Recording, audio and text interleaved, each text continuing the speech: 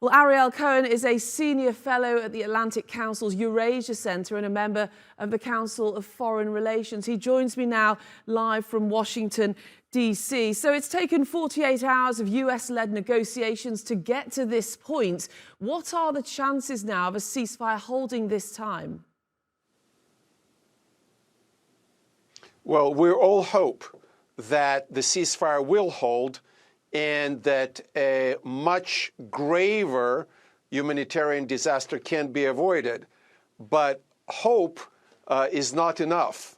Unfortunately, the war in Sudan between the warring factions demonstrates how weak international security structures are. The UN is not playing a strong role, and clearly, this conflict demonstrates how the world desperately needs a much stronger peacemaking institutions, and that we're not there. We're not at the point where conflicts can be stopped and humanitarian disasters can be avoided. Look at Ukraine.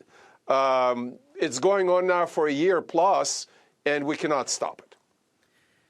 But given it's taken some time to get to this point, this is at least the third attempt at a ceasefire. Could it possibly, just possibly, pave the way to further talks towards a potential political settlement? I sincerely hope so. I said on this channel and elsewhere that the ideal solution is for Sudan to start the transition, as was intended, to the civilian government.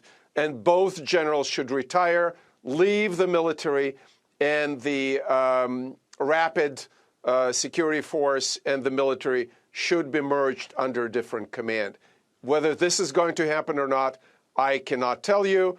And I'm happy that the United States is playing a key role in pushing the ceasefire forward and evacuating our citizens, as other countries do, in very, very difficult conditions, and the tragic deaths of so many civilians and combatants is making this so much more urgent that all the regional players, Saudi Arabia, UAE, Russia, Turkey, and others will play a role, and the message will be unified: stop the fighting, go to negotiations, find a solution.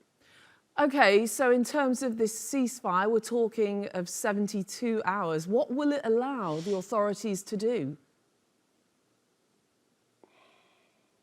Among other things, the evacuation of the most vulnerable people and possibly beginning of the talk of military disengagement of the sides, figuring out which force can be put on the ground to keep peace. For example, the African Union peacekeeping forces are traditionally playing such a role in Africa. OK, Ariel Cohen, for now, Senior Fellow at the Atlantic Council's Eurasia Centre. Thank you very much for joining us live from Washington, D.C.